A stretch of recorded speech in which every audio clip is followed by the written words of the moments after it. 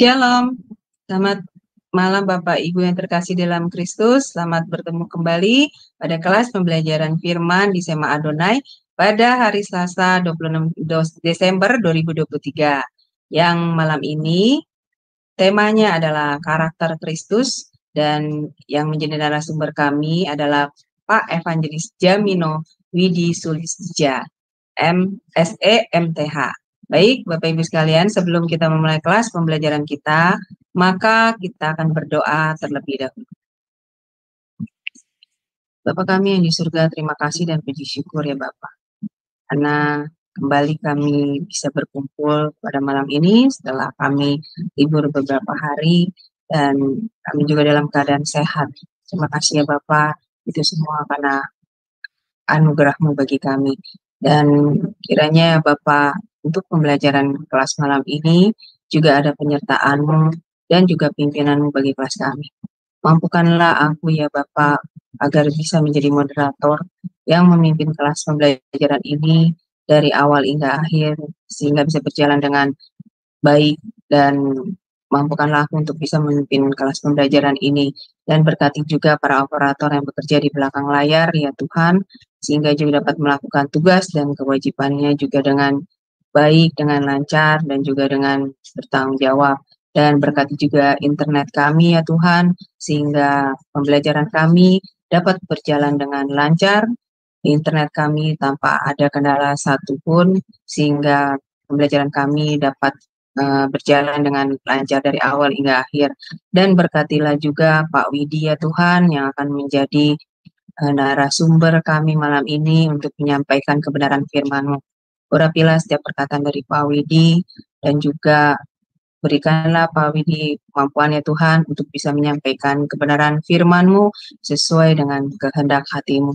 Dan berikanlah kepada Pak Widi hikmat yang daripada-Mu Tuhan, sehingga Pak Widi bisa menyampaikan kebenaran firman-Mu kepada kami dengan benar. Dan juga berikanlah berkat pada kami ya Tuhan, hati dan pikiran kami, berikanlah hikmat juga daripada-Mu, sehingga kami dapat menerima setiap pembelajaran yang disampaikan oleh Pak Widi kepada kami dan memahaminya dengan baik, sehingga kami bisa mengerti apa yang menjadi kehendak-Mu Tuhan pada diri dan hidup kami. Mampukanlah firman itu menjadi rema di dalam diri kami ya Tuhan, dan mampukan kami untuk bisa melakukannya dan mengajarkannya serta memberitakannya kepada sesama kami. Terima kasih Tuhan, kami serahkan waktu pembelajaran kelas kami dari awal hingga akhir di dalam tangan-Mu, dan kami patahkan segala kuasa kegelapan yang akan mengganggu kelas pembelajaran kami dalam nama Yesus. Terima kasih Tuhan Yesus. Doa ini kami panjatkan dengan perantara Tuhan Yesus Kristus, Juru Selamat kami yang hidup. Haleluya, amin. Baik Bapak Ibu sekalian, sebelum kita masuk pada kelas pembelajaran kita, maka kita akan terlebih dahulu melihat profil dari narasumber kita, yaitu Pak Jamino Widi Sulistija.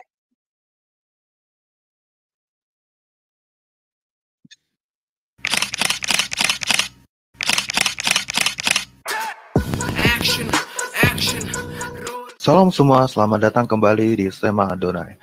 Dan pada kesempatan kali ini kita akan berkenalan dengan pembicara kita, yakni Bapak Evangelis Jamino Widi Sulistija. Dan berikut adalah profil singkat dari beliau.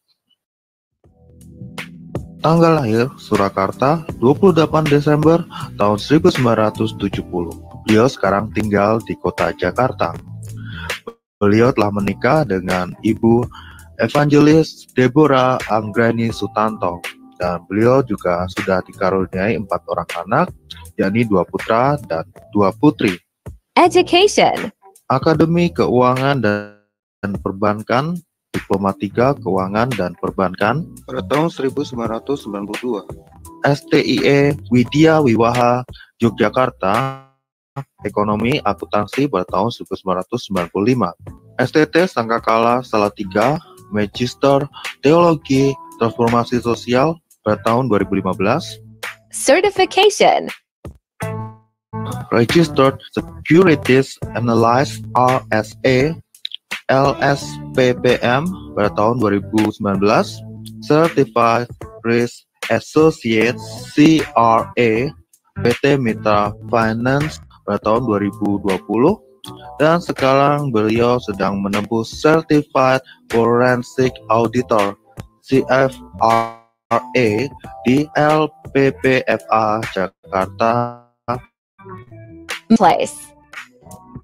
Kepala Administrasi Cabang KEC di PT Marga Nusantara Jaya pada tahun 1997, Branch Manager at PT Adira Quantum Multi Finance Danamon Group pada tahun 2012, Head of Operation GM at PT Multi Retalindo Kawan Lama Group pada tahun 2016, GM Operation at PT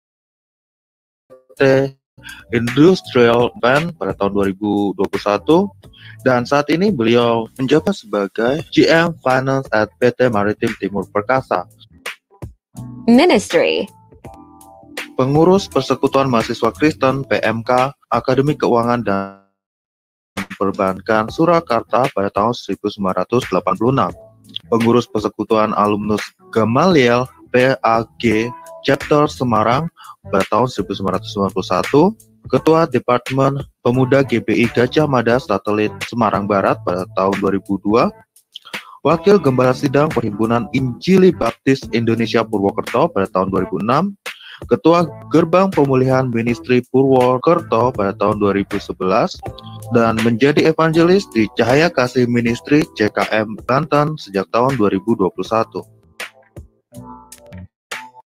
Ya, baik itu Bapak Ibu sekilas adalah profil dari narasumber kami, yaitu Pak Jamino Widi Sulistja. Baik, sebelum kita memulai kelas pembelajaran kita, maka saya akan terlebih dahulu menyapa narasumber kami. Shalom, selamat malam Pak Widi.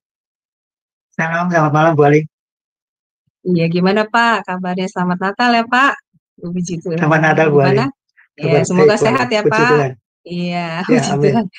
Makasih. Baik Pak, saya serahkan waktu dan tempat selanjutnya kepada Pak Widi. Dipersilakan Pak. Baik, saya izin share. Oke Pak. Apakah sudah kelihatan? Iya, sudah Pak, sudah jelas. Baik, silakan. Ya, shalom, selamat malam sekali lagi Bapak Ibu yang ada di Indonesia, dan selamat pagi Bapak Ibu yang ada di US dan negara-negara ini, dan selamat sore Bapak Ibu yang ada di Jerman saat ini. Saya akan membawakan satu tema yang menarik dan penting ya bagi kehidupan kita selama kita berjemaat dan bermasyarakat ya, yaitu karakter Kristus. Saya akan mulai dengan topik ini ya. Jadi ini saya ambil dari situs Christianity Today atau situs Kristen ini ya. Jadi ini peristiwa yang sudah berlalu belum lama ini dan cukup menghebohkan, yaitu skandal polisi. Kita tahu namanya Verdi Sambo yang sudah inkrah ya. Inkrah itu artinya sudah diputus ya. Terburuk di Indonesia melibatkan orang Kristen. Nah, dampaknya tentu ini juga cukup mengagetkan ya. Ini pendapat teolog, saya kutip karena cukup panjang, saya kutip yang di bagian agak bawah ya, simpulan dari Pak Lot Natigor Siombing, yaitu beliau ini dosen etika dan kepemimpinan STT yang Agung Jakarta. Nah, yang menarik adalah di situ yang saya kotak biru ya, tentu saja fakta bahwa Sambo dan Eliezer adalah orang Kristen dan dapat membuat orang-orang Kristen menilai, wah, Kristen atau non-Kristen mereka semua sama saja ya. Memang kita semua membutuhkan anugerah Tuhan. Nah, Bapak Ibu yang dikasih Tuhan, tentu ini salah satu berita saja ya.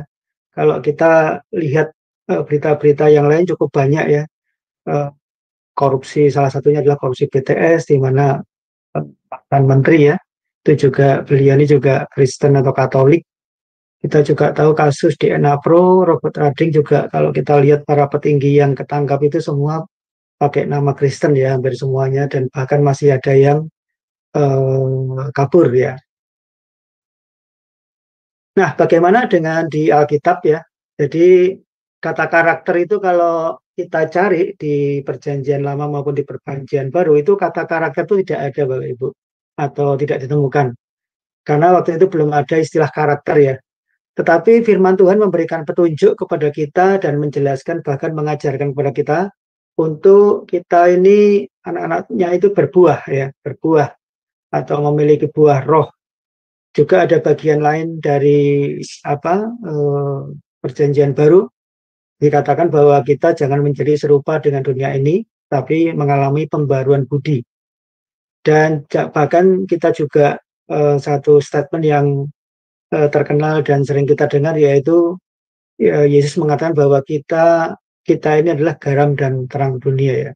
Kamulah garam dan terang dunia. Nah, secara spiritual, Bapak Ibu, kehidupan manusia, siapapun dia itu digambarkan seperti pohon ya. Khususnya ini sebenarnya lebih condong ke umat Kristen ya. Kita seperti pohon, di mana pohon yang baik itu akan menghasilkan buah yang baik dan demikian pula sebaliknya. Pohon yang tidak menghasilkan buah yang baik tentu ada masalah di situ. Dan Tuhan Yesus sendiri merupakan satu contoh kehidupan dan role model yang sempurna bagi kita semua ya, baik orang Kristen maupun Katolik, bahwa kita di Alkitab menjelaskan bahwa kita serupa dengan Kristus. Tujuan hidup kita adalah serupa dengan Kristus setelah kita diselamatkan, Bapak Ibu. Nah, pertanyaan pentingnya adalah yang kita bahas hari ini, malam ini, yaitu apakah karakter itu sama ya dengan buah roh, terang dunia, pembaruan budi, dan lain-lain, Bapak Ibu. Kan tadi kita tahu bahwa tidak ada di Alkitab ya. Lalu yang kedua, mengapa karakter itu penting? Ya, kenapa sih kita perlu belajar karakter, kita perlu memahami karakter, kita benar-benar perlu tidak cukup memahami tapi mempraktekkan ya. Kemudian kapan karakter itu dibentuk dan bagaimana caranya? Ini lebih ke aplikasi membangun karakter. Lalu apa saja sih karakter Kristus itu? Ya, saya mulai dari pendekatan dari Kamus Besar Bahasa Indonesia ya, untuk mengawali pengertian kita ya. Jadi menurut KBBI, karakter itu artinya sifat-sifat kejiwaan, akhlak, atau budi pekerti yang membedakan seseorang dari yang lain. Bapak Ibu yang mungkin angkatan sebelum di atas saya ya, jadi pada zaman itu ada mata pelajaran di SD atau SMP, saya kurang ini ya, budi pekerti ya, budi pekerti begitu. Nah, mata pelajaran ini di angkatan saya itu sudah nggak ada ya, di mana di situ kalau yang masih menemui pada zaman itu, budi pekerti itu mengajarkan tentang nilai-nilai perilaku, bagaimana kita berperilaku terhadap orang tua. Misalnya ketika murid itu datang ke sekolah itu ketemu gurunya, menyampaikan salam, selamat pagi Bapak, selamat pagi Ibu, seperti itu. Nah, kalau pada zaman sekarang ini kita lihat sudah budi pekerti itu sudah luntur ya. Anak-anak pada zaman sekarang ini bahkan dengan orang tua ya masih ada yang memang mereka hormat, sopan begitu ya. Tapi tidak sedikit pula mereka yang dengan orang tua tidak bisa menghargai sebagaimana mestinya nilai-nilai atau standar etika yang diajarkan pada saya itu menurut saya bagus ya, budi pekerti itu ya. Lalu arti yang berikutnya menurut KBBI ya, jadi karakter itu mempunyai tabiat, mempunyai kepribadian atau berwatak. Jadi karakter itu adalah tabiat, sifat kejiwaan. Berbicara tentang sifat-sifat manusia, kejiwaannya, kepribadian manusia, dan juga berbicara tentang watak ya. Jadi kalau ada orang yang berkata bahwa kalau sudah watak sulit berubah begitu ya, ini kata-kata yang sering kita dengar ya. Tapi apakah benar demikian ya? Standar kita adalah firman Tuhan ya tentunya. Nah, dalam bahasa Yunani karakter itu dipakai kata karaso yang artinya itu tumak. Tumak ini artinya menandai atau mengukir. Jadi dari menandai atau mengukir ini yang kemudian membedakan satu orang dengan orang lain ya, diukir ya, ditandai. yang kemudian memfokuskan pada bagaimana mengaplikasikan nilai kebaikan dalam bentuk tindakan atau tingkah laku. Jadi Karaso itu menandai, mengukir, kemudian dari ukiran itu diaplikasikan nilai-nilai kebaikannya itu dalam bentuk tindakan atau tingkah laku, Bapak Ibu. Ya. Nah, ini menurut pengertian beberapa para ahli ya. Ada 4 yang saya kutip. Yang pertama, menurut W.P. Sanders, karakter itu adalah sifat nyata dan berbeda yang ditunjukkan oleh individu. Sejumlah atribut yang dapat diamati pada individu. Ya. Jadi sifat nyata dan berbeda yang ditunjukkan oleh individu. Atau boleh dikatakan atribut yang bisa diamati pada individu. Oleh karena karakter itu emang bisa diamati oleh lingkungan sekitar kita ya, yang kemudian memberikan perbedaan. Karena tadi kan menandai ya, memberikan perbedaan satu orang dari orang lainnya, sifat-sifat itu. Ya menurut Gulo, karakter itu adalah kepribadian ditinjau dari titik tolak etis atau moral. Jadi kalau orang dikatakan punya karakter, itu berarti kepribadiannya dia itu menunjukkan sesuatu ya. Dan sesuatu ini ditinjau dari standarnya yaitu moral atau etis ya. Standarnya. Nah, lalu menurut Kamisa, ini agak sedikit berbeda ya. Jadi karakter adalah sifat-sifat kejiwaan, akhlak atau budi pekerti yang membedakan seorang dari yang lain. Tabiat, watak. Jadi sifat kejiwaan yang membedakan seseorang dari yang lain disebut juga karakter itu juga sebagai tabiat atau watak. Ya. Nah, saya tambahkan dari John C. Maxwell, beliau ini seorang mantan pendeta dan juga edukator ya, edukator dalam hal mencetak pemimpin-pemimpin kepemimpinan, mengajarkan tentang leadership. John Maxwell ini agak menarik ya, karena agak berbeda dengan 3 ahli lainnya. Dikatakan karakter itu bukan hanya tentang baik dan buruk. Jadi bukan tentang masalah baik atau buruk. Baik itu misalnya kalau kita ngomong orangnya ramah gitu kan baik gitu ya. Kalau buruk berarti misalnya orangnya itu pemarah, suka marah, egois dan sebagainya. Bukan tentang itu, Bapak Ibu. Tapi lebih dari itu karakter itu merupakan sebuah pilihan yang bisa menentukan sukses atau tidaknya seorang. Jadi pilihan seseorang itu menentukan sukses atau tidaknya. Dia bisa memilih untuk berbuat baik atau menampakkan karakter baik, atau justru dia menampakkan karakter yang buruk. Itu pilihan. Dan setiap pilihan itu menurut Maxwell itu ada konsekuensinya dan menentukan masa depannya apakah orang itu akan sukses atau tidak. Ya. Nah, apakah secara firman Tuhan atau Alkitab seperti itu, Bapak Ibu? Nah, sekarang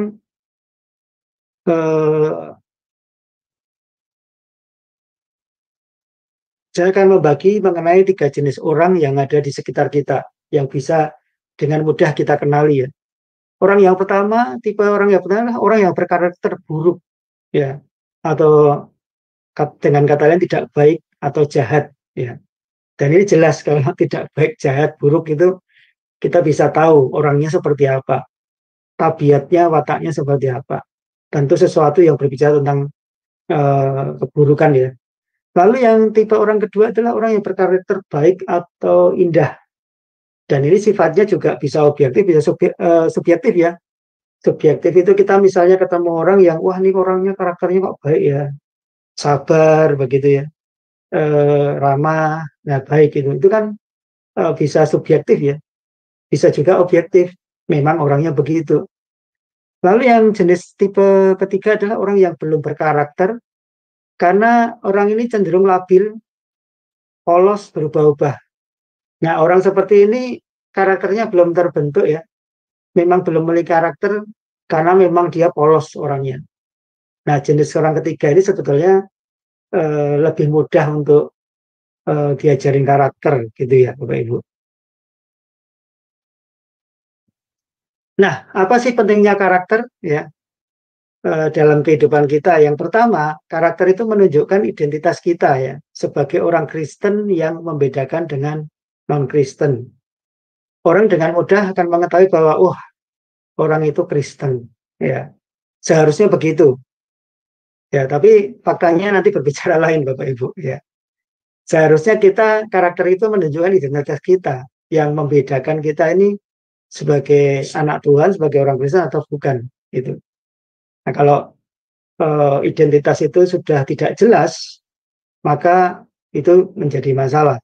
Lalu yang kedua, sangat diperlukan karakter itu karena diperlukan dalam kehidupan. Pertama adalah kehidupan berjemaat, ya, kita dengan sesama anggota gereja, jemaat gereja, dalam pelayanan, kemudian diperlukan juga dalam pekerjaan, dalam usaha atau profesi, juga diperlukan dalam kehidupan kita bermasyarakat, ya, dengan lingkungan sosial kita, dengan tetangga kita, dengan masyarakat kita, dengan ya lingkungan yang lebih luas, ya, tentunya, ya, bisa kampung kita, masyarakat kita, seperti itu. Dan itu memang benar-benar sangat diperlukan. Lalu yang ketiga, pentingnya karakter yaitu menjadikan orang Kristen itu memiliki pengaruh, Bapak Ibu. Dengan karakter yang baik itu akan membuat orang lain itu kagum atau terpesona. Wah, memang orang Kristen luar biasa, ya, seperti itu. Dan bisa menjadi saksi yang efektif. Bisa menjadi saksi yang efektif, Bapak Ibu. Lalu karakter membuka pintu kesuksesan. Saya ngomong pintu kesuksesan saja, ya. Jadi kalau berkat gitu kan kadang-kadang konotasinya uang, ya. Jadi berkat tidak berbicara tentang uang. Jadi membuka pintu, membuka jalan kita baik dalam arti rohani maupun secara jasmani atau sekuler, ya. Itu banyak hal, ya, kita seorang yang memiliki karakter. Tadi Mas Bro mengatakan bahwa karakter itu pilihan. Dan itu memang menentukan apakah dia sukses dalam hal rohani, dalam hal berjemaat, dalam hal pelayanan dan seterusnya, dan juga di sisi sekuler. Nah, standar karakter seperti apa? Kita yakin, kita punya iman bahwa standar karakter Kristen yang tertinggi itu hanyalah dari sumber satu-satunya adalah Alkitab kita, ya. Bukan kitab suci yang lain, ya. Jadi Alkitab kita sebagai sumber standar karakter Kristen yang tertinggi. Nah, di mana di dalam Alkitab kita itu berbicara atau memberitakan tentang Tuhan Yesus Kristus yang merupakan atau menjadi teladan karakter yang sempurna. Ya, dia patut kita contoh. Semua karakter yang karakter surga, ya, karakter yang baik itu semuanya ada dalam diri pribadi Yesus. Nah, kita sebagai anak Tuhan itu harus memiliki karakter Kristus itu.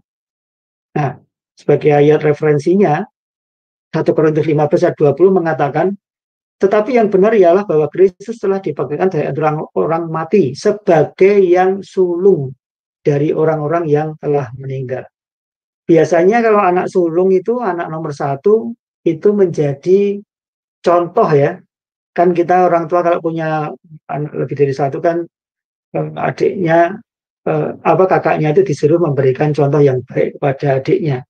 Nah, Yesus itu adalah yang sulung dari antara orang-orang yang telah meninggal sebagai pribadi yang dimana menjadi pola, menjadi contoh bagi kita, ya, anak-anaknya. Nah, saya juga mau membagikan mengenai fakta pembentukan karakter, Bapak Ibu, bahwa pertama, pembentukan karakter manusia itu dimulai sejak kecil, ya. Sejak kita setelah dilahirkan dari mamah kita, dari mulai bayi, kemudian beranjak semakin besar, berlanjut sampai dengan bertumbuh dewasa, Bapak Ibu. Bahkan sampai lanjut usia, ya. Karakter manusia itu terus dibentuk, ya. Lalu, fakta berikutnya yaitu orang tua itu memiliki peranan yang sangat besar dalam pembentukan karakter semasa anak masih kecil. Karena kalau orang tua itu gagal mengajarkan karakter Kristus, maka yang terjadi adalah dampaknya besar sekali, menjadikan anak itu bertumbuh negatif. Ya, kita tentu kalau di Jakarta ini kan sering, ya, terjadi kenakalan remaja, kenakalan pemuda, siswa itu mereka berkelahi, ya. Sering itu yang kita juga sering mendengar mereka berkelahi seperti itu antar sekolah, ya. Jadi anak-anaknya menjadi itu bertumbuh negatif. cenderung negatif ya, narkoba, mabuk, ya, berisek dan seterusnya. Dan akhirnya adalah semakin sulit untuk diubahkan. Karena kalau sudah menjadi besar, anak itu akan semakin sulit. Nah, fakta berikutnya yaitu orang tua yang tidak bertumbuh. Ini dari sisi orang tua nih, Bapak Ibu, bukan dari sisi anaknya nih. Orang tua sendiri yang tidak bertumbuh dalam karakter, maka akan melukai banyak orang, Bapak Ibu. Ya, kalau kita bicara dari sisi iman Kristen, yaitu istilah batu sandungan ya, di mana karakter seseorang itu bisa menjadi batu sandungan, karakter yang buruk ya, batu sandungan bagi orang-orang di sekitarnya. Yang lebih mengerikan yaitu menghambat kesuksesan, Bapak Ibu, dari sisi usaha, karir, pelayanan. Orang-orang yang berkarakter buruk ini tidak menunjukkan, mencerminkan karakter Kristus, maka akan menghambat kemajuan dari pelayanan dan usahanya, Bapak Ibu. Nah, fakta yang paling yang paling ekstrim adalah bahwa usia seseorang itu tidak menjadi jaminan bahwa karakternya itu baik, Bapak Ibu. Jadi bicara tentang karakter ini bukan perbandingan matematis ya. Ada istilah kalau di matematika itu berbanding lurus, berbanding terbalik, berbanding lurus itu kalau faktor X-nya naik, faktor Y-nya naik, itu berbanding lurus. Berbanding terbalik, misalnya faktor X-nya naik, Y-nya turun. Tidak seperti itu, Bapak Ibu. Jadi, kita sering melihat, kita mendapati bahwa ketika seseorang sudah secara usia, sudah tua begitu, ternyata karakternya masih seperti anak-anak ya. Karakter istilahnya karakternya tidak bagus ya, tidak baik. Nah, seperti itu yang terjadi. Bahkan yang muda malah justru lebih karakternya lebih bagus dibanding yang usianya lebih tua. Kemarin saya ketemu seorang sebenarnya dia sudah bukan pemuda lagi ya, sudah agak usia ya. Orang ini sebenarnya dia orang Kristen, dia cerai, dan cerainya ini memang karena konflik secara ekonomi. Kemarin ketemu saya melihat dalam diri orang ini tuh sakit ya. Jadi kasusnya itu dia hartanya itu istilahnya setelah istri mendapat harta banyak dari dia, usahanya itu kemudian cerai kira-kira begitu, dan dia dilarang untuk ketemu anaknya. Di situ dia bertumbuh menjadi orang yang sebenarnya trauma, dan kebetulan kemarin diskusi sharing anak saya ada. Nah, anak saya ini yang bungsu ini dia malah justru bisa ngasih nasihat kepada si orang tua ini, Bapak Ibu. Ya, saya berpikir bahwa ya memang betul. Jadi usia seorang itu tidak menjadi jaminan bahwa karakternya itu kemudian bertumbuh. Anak saya malah bisa ngasih tahu gitu loh. Seharusnya Koko jangan begitu, begini itu kan nggak boleh bawa masa lalu dan sebagainya. Nah, si Koko ini dia mau menikah lagi, jadinya begitu. Kemarin diskusi atau sharing dengan saya. Nah, ini fakta Bapak Ibu tentang berkaitan dengan karakter manusia. Lalu hubungannya apa antara karakter buah roh, terang dunia, dan lain-lain Bapak Ibu? Tadi kan dikatakan bahwa di Alkitab kita, kalau Bapak Ibu baca dari Kejadian sampai Wahyu itu tidak ada kata karakter ya. Yang ada adalah buah roh, pembaruan budi, garam, terang dunia, dan seterusnya. Nah, ini saya mulai gambarkan secara flowchart ya, supaya memudahkan ya. Jadi proses yang menunjukkan nanti hubungan antara karakter buah roh dan terang dunia, sekaligus menunjukkan proses di mana kita memulainya. Ya, startnya adalah ketika kita bertobat percaya Yesus ya. Kemudian lalu orang yang bertobat percaya Yesus itu mendapatkan status baru. Di Yohanes 3:3 disebut sebagai kelahiran kembali ya, seperti Nikodemus yang ketemu Tuhan Yesus itu ya. Kemudian istilah ciptaan baru, kamu adalah ciptaan baru, yang lama sudah berlalu dan yang baru yang lama berlalu dan yang baru sudah datang. Status barunya yaitu juga disebut anak Allah ya.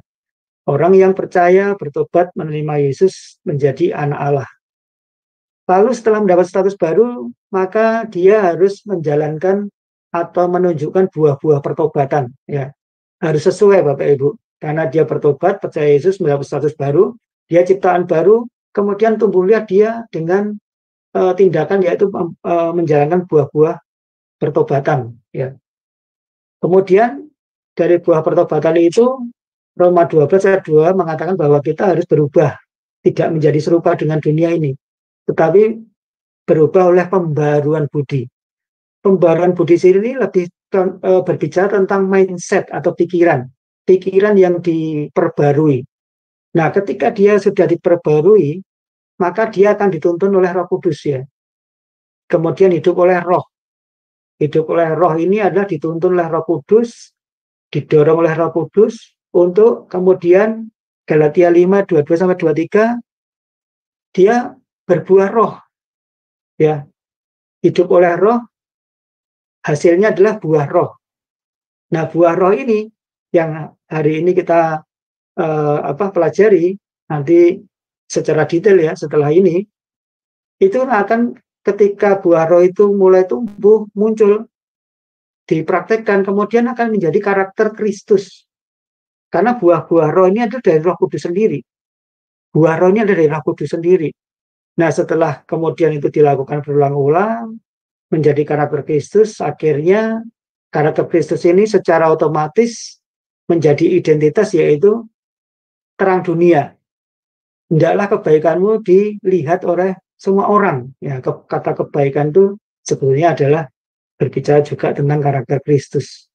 Nah, setelah dia menunjukkan kepada dunia, dia bisa beridentitas sebagai terang dunia, maka kemudian kehidupannya menjadi anak-anak Tuhan yang merdeka.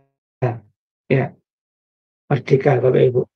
Jadi sudah tidak dibelenggu lagi, dia sudah mengalami kemerdekaan rohani di sini. Karena ini akan terus, siklus ini akan terus berjalan seperti itu. Nah, kalau secara definisi boleh dikatakan perbedaan dari 4 ini yaitu buah roh itu adalah hasil karya Roh Kudus yang mengubahkan kehidupan orang Kristen. Ya, jadi buah roh itu bukan karena kebaikan manusia atau hasil karya manusia, nggak bisa. Karena manusia sudah jatuh dalam dosa dan sudah rusak, kehilangan kemuliaan Allah. Jadi ketika orang percaya, bertobat percaya, dibaptis, kemudian Roh Kudus akan menolong dia untuk memiliki buah roh. Dan itu adalah hasil karya dari Roh Kudus yang kemudian mengubahkan kehidupannya benar-benar menjadi ciptaan baru. Lalu terang dunia itu sendiri adalah identitas Kristen yang nampak kepada dunia setelah mengalami pertumbuhan buah roh. Jadi setelah buah rohnya nampak, muncul, dia kemudian menunjukkan itu kepada dunia, menjadi terang di tengah-tengah kegelapan. Nah, kemudian pembaruan budi itu sendiri merupakan perubahan pikiran atau mindset orang Kristen yang memutuskan untuk melakukan tindakan yang benar. Jadi dia sudah bisa membedakan yang baik dan yang jahat, pembaruan budi ini, dan dia lebih memilih untuk melakukan tindakan yang benar, sesuai dengan firman Tuhan. Nah, karakter Kristus itu sendiri adalah watak, kepribadian, tabiat yang menyerupai Kristus. Jadi bukan seperti yang orang seperti dunia menyampaikan ya, falsafah dunia seperti itu, bukan itu. Tapi lebih condong kepada watak yang menyerupai Kristus, Bapak Ibu. Nah, kita akan mendekati arti buah roh itu sendiri ya. Saya kutip dari Galatia 5, 22 dan sampai 26 Bapak Ibu. Khususnya yang buah roh ini kan tercantum di Galatia 5, 22 sampai 23 ya Bapak Ibu. Nah, ini dalam bahasa aslinya ya, bahasa Yunani ya. Jadi kata buah, kalau Bapak Ibu perhatikan di sini ada kata karpos ya. Karpos ini dalam bentuknya ini, noun nominatif maskulin singular. Kata benda nominatif maskulin itu adalah gender ya, dan singular. Nah, singular ini adalah bentuk tunggal Bapak Ibu. Jadi buah di sini bukan buah-buah roh, tapi buah roh. Nah, tunggal ini menunjuk kepada Kristus.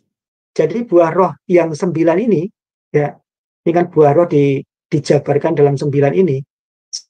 Sebetulnya ini satu kesatuan karena singular, atau tunggal saling mendukung ya. Jadi bukan terpisah-pisah begitu. Jadi buah roh itu sendiri terdiri dari ini semua Bapak Ibu. Love, joy, agape, kara, erin, makrotimia, dan seterusnya Bapak Ibu. Nah buah itu sendiri kalau kita lihat di bahasa asli yaitu artinya memang buah. Di Lukas 1:42 itu buah rahim. Buah itu juga artinya bukan cuma buah tapi juga tindakan Bapak Ibu. Hasilkanlah buah pertobatan ya, Matius 3:8. Jadi buah itu sendiri adalah tindakan. Buah pertobatan itu bukan cuma dia teori mendengar, tapi dia bertindak. Kemudian arti buah itu juga ada hasil, laba, dan memperoleh. Ketika Rasul Paulus mengunjungi jemaat, dia berharap atau berbuah. Ya, memperoleh buah, Roma 1:13, Bapak Ibu. Nah, kalau spirit, roh, pneumatos ini adalah roh, ya, S-nya besar. Karena ada roh kudus, ya. Penggeraknya adalah roh kudus. Nah, sekarang kita mau masuk ke karakter Kristus, Bapak Ibu. Ya, Galatia 5 ayat 22 sampai 25 ya. Ini saya ambil dua terjemahan ya. Pertama yaitu LAI, yang kedua adalah ESV atau English Standard Version ya. Dikatakan di sini, tetapi buah roh ialah kasih, sukacita, damai sejahtera, kesabaran, kemurahan, kebaikan, kesetiaan, itu. Kenapa Rasul Paulus mengutip tentang hukum, Bapak Ibu? Kalau kita lihat sejarah dari penginjilan Rasul Paulus ke kota Galatia ini memang diwarnai oleh pada saat itu tuh mereka itu penyembah-penyembah berhala, ya mereka itu penyembah-penyembah dewa-dewa seperti itu, dan mereka berpatokan pada hukum Yudaisme, bahwa orang Yahudi itu harus mengikuti hukum Yudaisme dan hukum Taurat ya. Hukum Yudaisme lebih condong ke hukum Taurat. Sehingga orang non-Yahudi dan Yahudi yang bertobat itu keselamatannya berdasarkan mereka percaya bahwa mereka harus mengikuti hukum Taurat. Nah, atas dasar itulah Rasul Paulus kemudian meluruskan ya ajaran-ajaran sesat tadi, sehingga bahwa Rasul Paulus meluruskan bahwa keselamatan bukan karena melakukan hukum Taurat, tetapi keselamatan itu karena iman, ya iman karena kasih karunia di dalam Yesus Yesus. Jadi buah roh ini tidak ada hukum yang menentang hal itu, termasuk hukum Yudaisme, hukum yang dipercaya mereka itu, termasuk hukum Taurat. Tidak ada yang bisa menentang buah roh ini, 9 buah ini. Lalu ayat berikutnya, barang siapa menjadi milik Kristus Yesus, ia telah menyalibkan daging dengan segala hawa nafsu dan keinginannya. Ya. Jadi kalau dia milik Kristus, maka dia sudah menyalibkan daging dengan segala hawa nafsu dan keinginannya. Kalau Bapak Ibu lihat di ayat sebelumnya, dalam satu perikop ini sebenarnya pertama Rasul Paulus menyinggung tentang perbuatan daging ya. Perbuatan daging telah nyata. Di situ dijabarkan ada kurang lebih 15 perbuatan daging ya. Ada penyembahan berhala, sihir, percidaraan, percabulan, dan seterusnya. Ternyata memang kehidupan orang Galatia pada saat itu memang kacau, Bapak Ibu. Ya, mereka penuh dengan rupa-rupa perbuatan daging. Dan ini yang kemudian Roh Kudus berbicara kepada Paulus untuk menyampaikan ini ya, bahwa seorang yang sudah menjadi milik Kristus itu dia sudah menyalahkan daging dengan segala nafsu dan keinginannya. Lalu ayat berikutnya, jikalau kita hidup oleh roh, baiklah hidup kita juga dipimpin oleh roh. Jadi setelah kita percaya, bertobat, kemudian hidup kita itu hidup oleh roh. Hidup oleh roh, dipimpin oleh roh. Saya memakai kata, saya mengutip kata Berita Wahyu ya, 1 buah 9 rasa. Ya. Jadi buah roh yang 9 tadi, itu tadi dalam kalimat tunggal ya. Tunggal, bukan jamak ya, bukan buah-buah ya. Nah, buah roh ini, 1 buah itu sebenarnya terdiri dari 9 rasa. Jadi bukan rasanya ini berbeda, tetapi itu sebenarnya satu, ya. Jadi tidak ada musim. Ya, jadi tidak ada misalnya, oh hari ini musim kasih, besok musim sukacita, enggak begitu Bapak Ibu. Tapi 99-nya ini tercakup di dalam satu buah itu. Satu buah itu ya juga berbicara tentang kasih. Kemudian dari buah itu juga berbicara menunjukkan ciri yaitu sukacita, damai sejahtera, dan seterusnya. Nah, menariknya, uniknya, 9 buah buah roh ini, 9 rasa ini, kalau kita perhatikan lebih dalam itu dibagi 3 Bapak Ibu. Di mana 1, 2, 3 kasih, sukacita, damai sejahtera itu berkenaan dengan Allah, ya. Berkenaan dengan Allah, ya, hubungan kita dengan Allah. Lalu yang berikutnya kesabaran, kemurahan, kebaikan berbicara tentang bagaimana kita buah roh itu ditunjukkan kepada sesama, ya, kepada sesama. Lalu yang 3 berikutnya, 3 terakhir, kesetiaan, kelemah lembutan, dan penguasaan diri itu adalah berbicara tentang diri sendiri sebenarnya. Bagaimana diri sendiri dalam relasi dengan orang lain tuh menunjukkan roh, buah roh setia, ya, kesetiaan. Menunjukkan juga di waktu yang sama buah roh kelemah lembutan, dan kemudian penguasaan diri, Bapak Ibu. Nah, ini unik ya Bapak Ibu. Jadi 1 buah 9 rasa dan tidak ada musim karena kalimatnya adalah tunggal.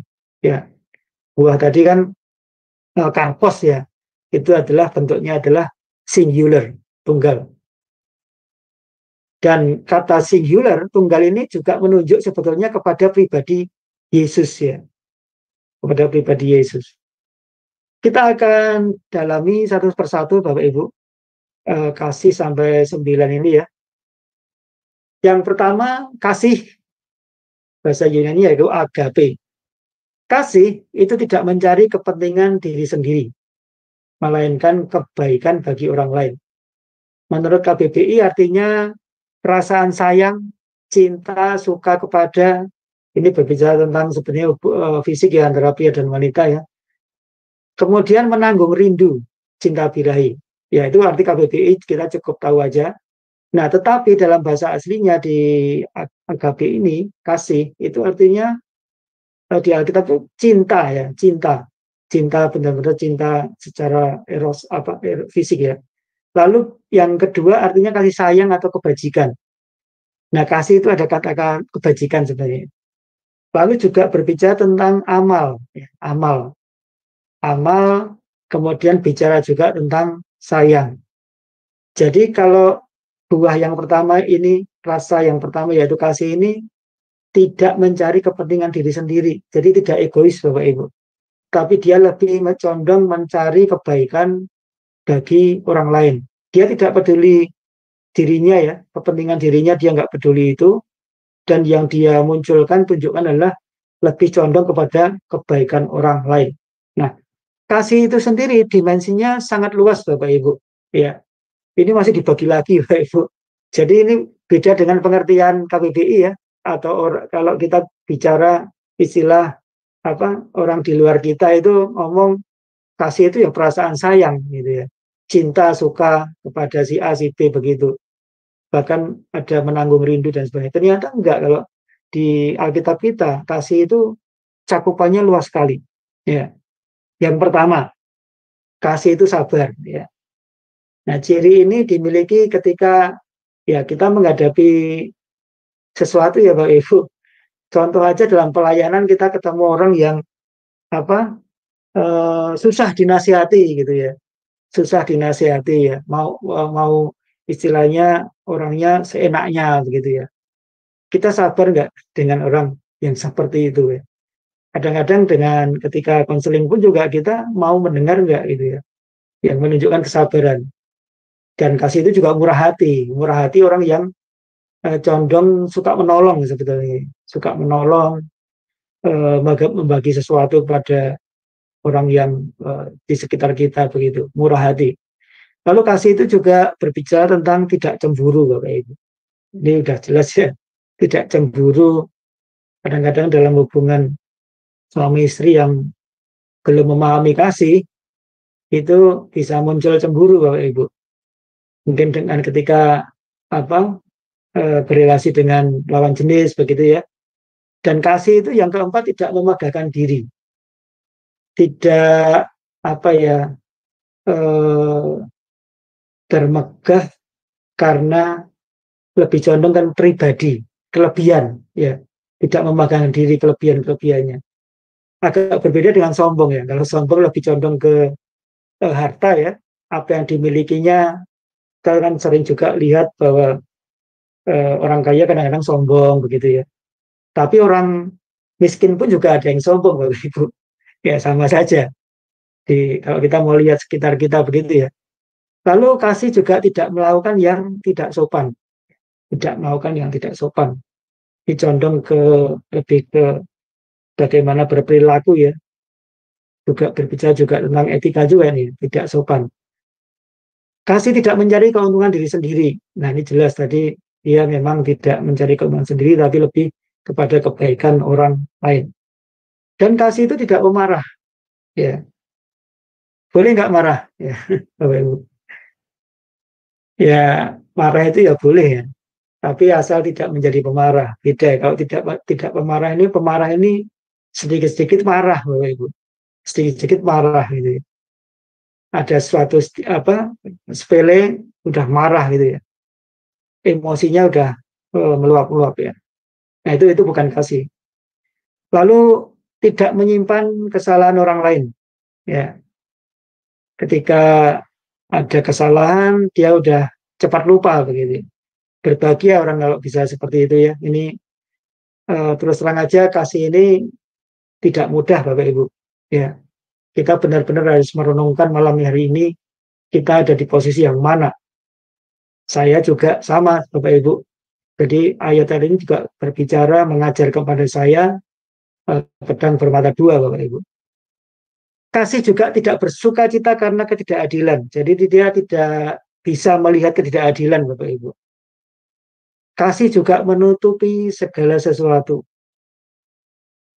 Tidak bocor ya, tidak bocor mulut ketika ada seorang yang sharing, menceritakan pengalaman pribadinya atau permasalahan pribadi, kemudian kasih itu menutupi segala sesuatu. Dia bisa menyimpan rahasia. Kasih juga percaya segala sesuatu.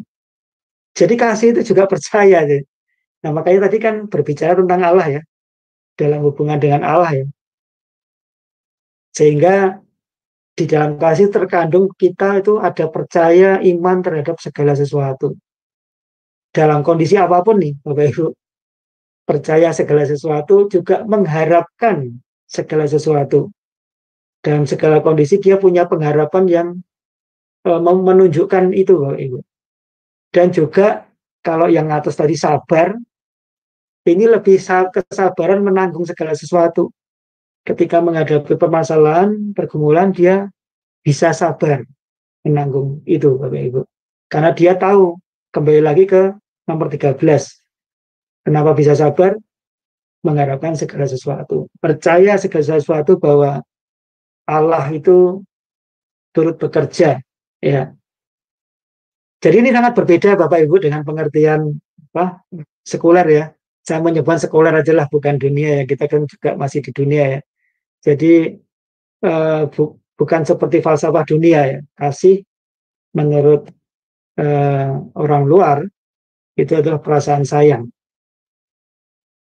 Lalu buah roh yang kedua, rasa yang kedua yaitu sukacita. Dalam bahasa Yunani-nya kara.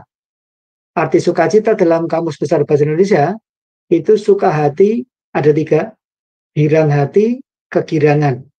Sedangkan dalam Alkitab sukacita atau bahasa Inggrisnya joy itu artinya bersukacita, bersenang-senang Bapak Ibu.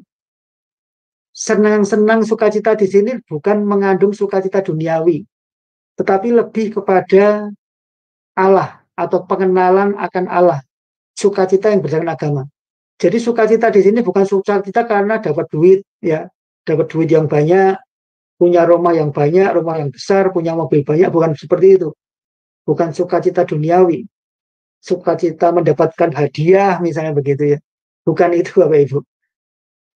Itu kan lebih ke duniawi ya, sifatnya sementara. Tapi kalau sukacita yang dimasukkan di buah roh, rasa sukacita ini adalah lebih kepada agama. Ya.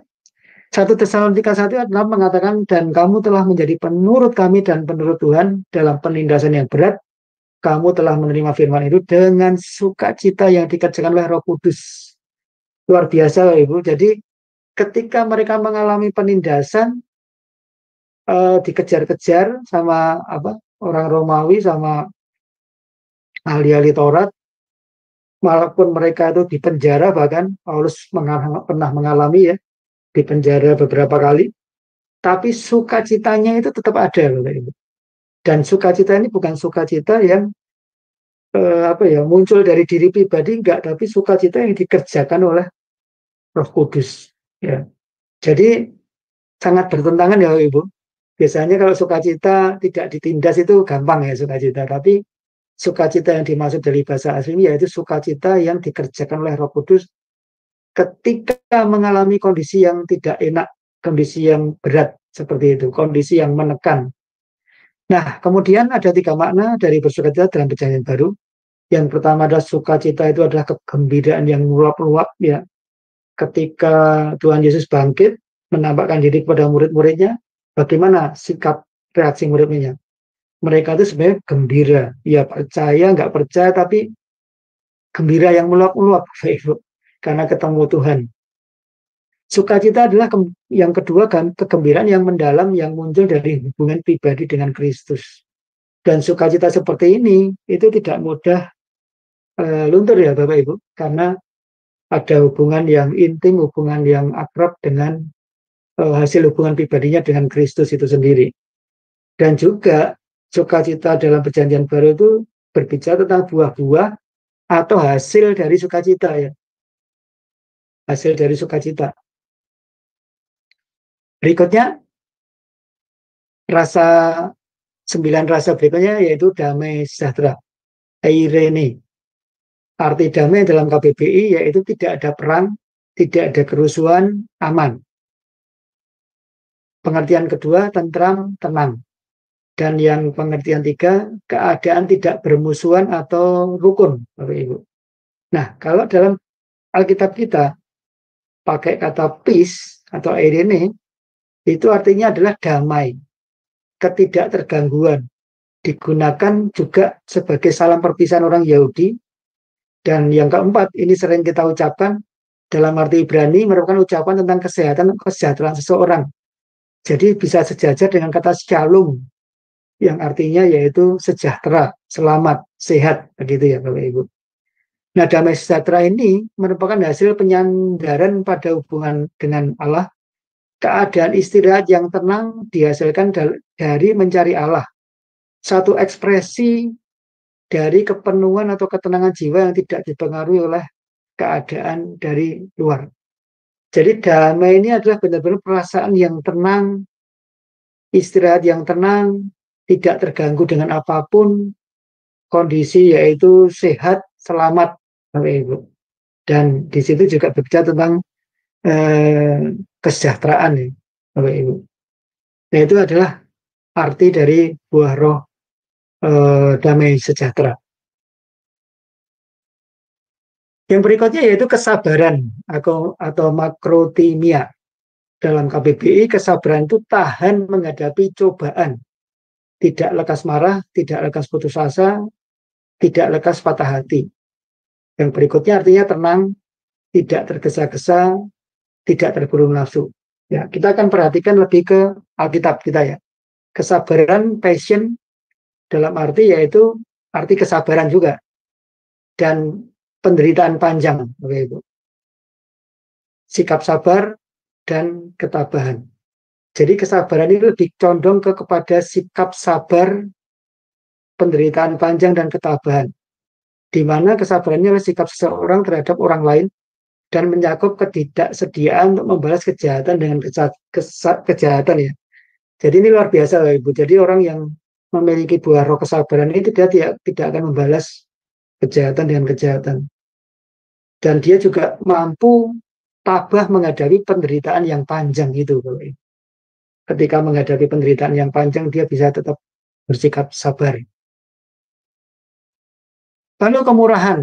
Ya, berikutnya buah roh kemurahan, Krestotes. Pertama, menurut KBBI berbicara tentang perihal murah, ya mungkin ini lebih kait ke harga ya. Lalu terlalu murah ini lebih condong ke kata percakapan. Lalu menurut KBBI juga berarti kebaikan, kelimpahan ya. Nah, menurut bahasa asli, kindness, bahasa Inggrisnya kindness, artinya ada 7 kurang lebih.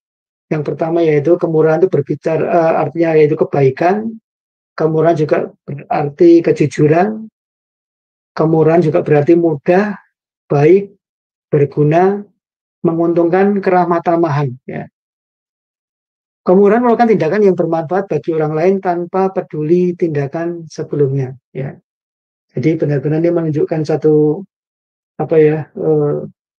keramah tamahan, bermanfaat bagi orang lain ya, tidak melihat tindakan sebelumnya. Berikutnya yaitu buah roh, yaitu kebaikan, agathosine. Arti kebaikan dalam KBBI yaitu sifat baik, perbuatan baik, juga berarti kegunaan. Yang ketiga, sifat manusia yang dianggap baik menurut sistem norma dan pandangan umum yang berlaku. Nah, dalam bahasa aslinya yaitu goodness, kebaikan agathosine, itu artinya terutama sebagai kualitas pribadi. Jadi kebaikan dari buah roh ini yaitu lebih berbicara kepada kualitas pribadi, ya, orang yang berkualitas begitu. Lalu berikutnya yaitu kebajikan atau kemurahan hati, hampir-hampir mirip tadi ya dengan kemurahan hati ya. Lalu penekanannya pada sisi kebaikan, bukan pada sisi kebenaran. Kebaikan adalah ketulusan jiwa yang membenci kejahatan, motif dan perilaku yang baik. Sikap ini sebagai kelanjutan dari sikap kemurahan. Ya, makanya tadi kan ini kan satu buah 9 rasa ya, tidak ada musim. Jadi dalam waktu yang sama menunjukkan ciri-ciri atau menunjukkan perilaku yang 9 ini. Lalu berikutnya yaitu kesetiaan atau pistis. Kesetiaan menurut KBBI artinya keteguhan hati, ketaatan dalam persahabatan, perhambaan dan sebagainya, dan juga berbicara tentang kepatuhan. Lalu di dalam kitab kita, kesetiaan atau faithfulness ini artinya yaitu iman, percaya, keyakinan mutlak pada kekuasaan, kebijaksanaan, dan kebaikan Allah. Jadi kesetiaan ini berbicara tentang iman juga. Bagaimana dia percaya pada kedaulatan Allah, pada kuasa Allah. Dan juga berbicara tentang keyakinan atau iman Kristen, Bapak Ibu. Kesetiaan juga berarti meyakini, mempercayai. Nah, yang menarik adalah kesetiaan juga berbicara tentang integritas, Bapak Ibu. Jadi integritas dapat dipercaya dan loyalitas. Kesetiaan juga berbicara tentang kepercayaan diri, kesetiaan, dan jaminan. Ya. Kesetiaan adalah mendedikasikan diri pada sesuatu atau seseorang. Misalnya, pasangan hidup itu jelas ya. Jadi kita menjadi ketika kita berbuah roh dengan pasangan hidup kita, maka kita memiliki kesetiaan kepada pasangan hidup kita. Lalu juga terhadap kepercayaan atau keyakinan atau agama yang dianut, Bapak Ibu. Buah roh berikutnya yaitu kelemah lembutan, ya kelemah lembutan atau prautes. Prautes, Bapak Ibu, bukan protes ya, prautes. Lembut di dalam KBBI itu tidak ada kelemah lembutan, Bapak Ibu. Jadi saya ambil yang kata ini ya, lembut yang mendekati begitu ya. Lembut artinya lunak dan halus, tidak keras, lemas, tidak kaku, lemah, mudah dibentuk. Dan pengertian kedua, tidak keras atau tidak nyaring. Nah, ini konotasinya kepada suara dan bunyi ya, Bapak Ibu. Lalu lembut menurut KBBI juga artinya baik hati, halus budi bahasanya, tidak bengis, tidak pemarah.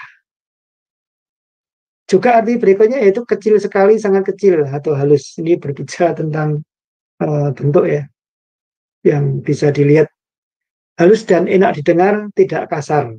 Ya, jadi orang lembut menurut KBBI seperti itu. Nah, kelemah lembutan, gentleness, Alkitab kita memberikan arti ada 3, Yang pertama yaitu berbicara memang kelemah lembutan itu sendiri, kerendah hatian, kelembutan hati.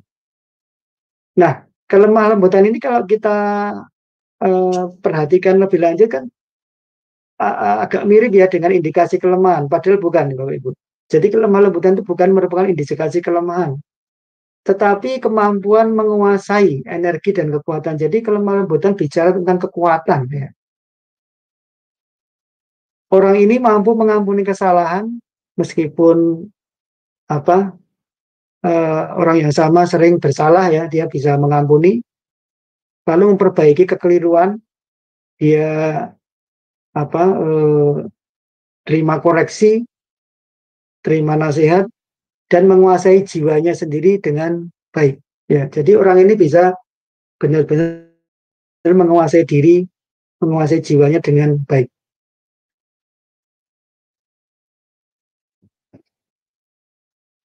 Berikutnya, nah ini juga tidak kalah penting ya di buah roh ini, yaitu penguasaan diri, Bapak Ibu, atau dalam bahasa Yunani enkrateia. Mengendalikan menurut, nah penguasaan diri itu tidak ada di KBBI, katanya agak mirip yaitu mengendalikan ya. Artinya menguasai kendali. Yang kedua, memegang pimpinan, memerintah. Dan yang ketiga, mengekang, menahan nafsu, kenaikan harga dan sebagainya. Ya, itu arti dari sisi kamus. Sedangkan Alkitab kita, penguasaan diri dipakai kata self-control atau enkrateia, itu artinya yang pertama yaitu self-mastery atau penguasaan diri. Yang kedua yaitu pengendalian diri atau self-restraint. Dan yang ketiga kontrol diri, self-control. Dan yang keempat itu menahan nafsu. Ya. Mirip dengan yang nomor 3 di KBBI ya, jadi menahan nafsu, penguasaan diri di firman Tuhan juga sama yaitu menahan nafsu. Tapi yang agak sedikit berbeda yaitu pengendalian diri itu Bapak Ibu. Nah, berikutnya bagaimana sih membangun karakter ya? Saya merenungkan dan menemukan membangun karakter itu cuman melalui 2 ini ya Bapak Ibu. Melalui langkah-langkahnya yaitu tinggal di dalam Kristus dan hidup oleh Roh.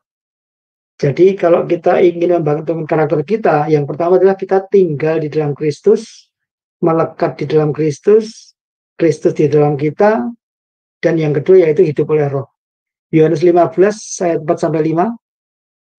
Tinggallah di dalam aku dan aku di dalam kamu, sama seperti ranting tidak dapat berbuah dari dirinya sendiri. Kata berbuah di sini juga artinya sama dengan yang tadi Galatia Bapak Ibu, yaitu pistos tadi ya, karpos ya. Kata buah di sini artinya sebenarnya sama ya, karpos. Sama seperti ranting tidak dapat berbuah dari dirinya sendiri kalau ia tidak tinggal pada pokok anggur. Demikian juga kamu tidak berbuah jikalau kamu tidak tinggal di dalam aku. Akulah pokok anggur dan kamulah ranting-rantingnya. Barang siapa tinggal di dalam aku dan aku di dalam dia, ia berbuah banyak. Sebab di luar aku, kamu tidak dapat berbuat apa-apa. Yang pertama yaitu ketika kita mau membangun karakter kita, karakter Kristus, kita harus tinggal di dalam Kristus. Kristus tinggal di dalam kita. Karena di luar dia, kita tidak bisa tidak berbuah.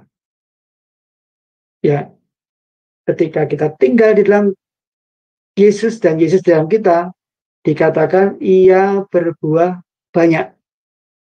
Lalu yang kedua, hidup oleh Roh. Galatia 5, 16 dan 25. Maksudku ialah hidup oleh Roh, maka kamu tidak akan menuruti keinginan daging. Jadi di awal saya menyampaikan tentang perbuatan daging telah nyata, lalu disampaikan maka hiduplah oleh Roh. Karena ketika kamu hidup oleh Roh, maka keinginan-keinginan daging tadi tidak kamu turuti. Ayat 25, jikalau kita hidup oleh Roh, baiklah kita hidup juga dipimpin oleh Roh. Karena pada saat itu di Galatia itu mereka itu lebih condong kepada hukum Taurat, Bapak Ibu. Sedangkan hukum Taurat itu kan sebetulnya mati ya. Ketika Yesus adalah penggenapan hukum Taurat. Jadi Paulus meluruskan pengajaran sesat pada hari itu supaya jemaat itu kembali kepada maksud Tuhan, yaitu hidup oleh Roh. Jadi cuma dua cara ini kita bisa membangun karakter kita, yaitu kita tinggal di dalam Yesus, Yesus dalam kita, dan kemudian kita memberikan diri kita hidup oleh Roh. Nah, aplikasi membangun karakter kalau saya gambarkan seperti ini ya, karena sebenarnya karakter itu bicara tentang gaya hidup ya. Jadi sesuatu yang dilakukan berulang-ulang itu menjadi gaya hidup. Ya, dipraktekkan setiap hari, terus dipraktekkan, dikerjakan, akhirnya itu melekat. Ya, sesuatu yang dilakukan berulang-ulang itu melekat dalam hidup kita, dan itulah karakter. Karakter akan menjadi gaya hidup jika dilatih dan dipraktekkan terus-menerus. Ya contohnya kalau contoh di sini mengampuni ya. Berapa kali kita harus mengampuni? Ya. Kita mengatakan 70 kali 7 ya. Jadi artinya kita murah hati untuk terus mengampuni seperti itu ya. Kita terus mengampuni. Nah, murah hati misalnya kita menolong orang ya. Ketika ada yang membutuhkan pekerjaan, kita bisa mencarikan pekerjaan dia. Kan sesuatu yang sebetulnya tidak sulit ya dilakukan ya. Nah, itu contoh. Nah, ini refleksi Bapak Ibu. Bagian akhir dari pengajaran malam hari ini ya. Saya masih ambil Yohanes 15 ayat 1 sampai 8. Tadi buah rohnya jelas ya, hidup oleh roh. Buah roh itu ada 9. Satu buah 9 rasa, bukan berbicara tentang musim. Dan ini gambaran lebih lengkap di mana Yesus digambarkan sebagai pokok anggur yang benar. Ya. Nah, ini menarik sekali kenapa dipakai anggur bukan buah yang lain ya.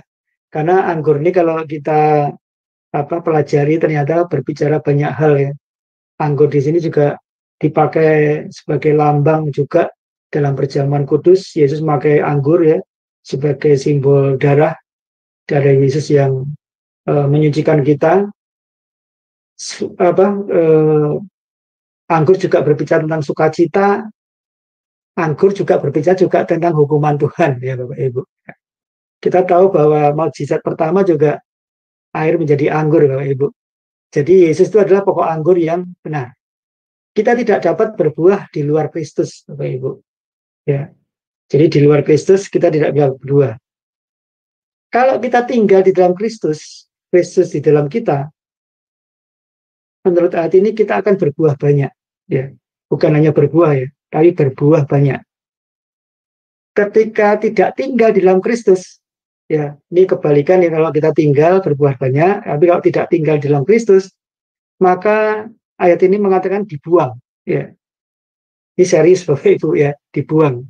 Dikumpulkan orang, dikumpulkan orang, dicampakkan ke dalam api dan dibakar. Ya. Nah, Yesus pokok anggur, kita ranting ya. Ranting yang berbuah, kalau kita berbuah nih, buah roh yang satu buah 9 rasa tadi, maka kita akan dibersihkan oleh Tuhan supaya berbuah lebih banyak.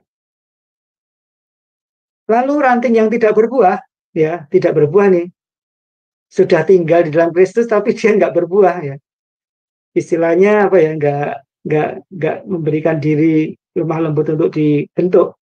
Maka ranting yang tidak berbuah itu akan dipotong Bapak Ibu.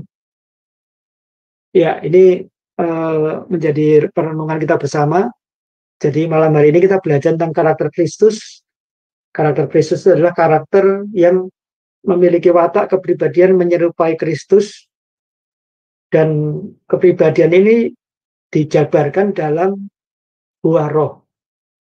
Satu buah, 9 rasa, tidak mengenal musim, tidak ada musim kasih, musim sukacita, tapi dalam segala musim kita menunjukkan ciri-ciri yaitu 9 buah roh tadi, Bapak Ibu. Selesai Bapak Ibu, puji Tuhan, semoga kiranya bisa menjadi berkat pengajaran malam hari ini. Saya kembalikan kepada moderator. Ya, baik. Terima kasih Pak Widi, luar biasa ya Pak untuk penjabaran materinya malam ini mengenai karakter Kristus. Baik Bapak Ibu, sebelum kita memulai pada sesi tanya jawab dan diskusi, maka terlebih dahulu saya akan membacakan acara-acara channel Sema Adonai seminggu ke depan dan channel-channel yang relay ke YouTube. Baik, dimulai besok ya Bapak Ibu, di hari Rabu 27 Desember 2023 di jam 21.00 waktu Indonesia Barat, di Sema Adonai akan kembali ada kelas pembelajaran firman dengan tema kemuliaan bagi Allah dan damai sejahtera di bumi.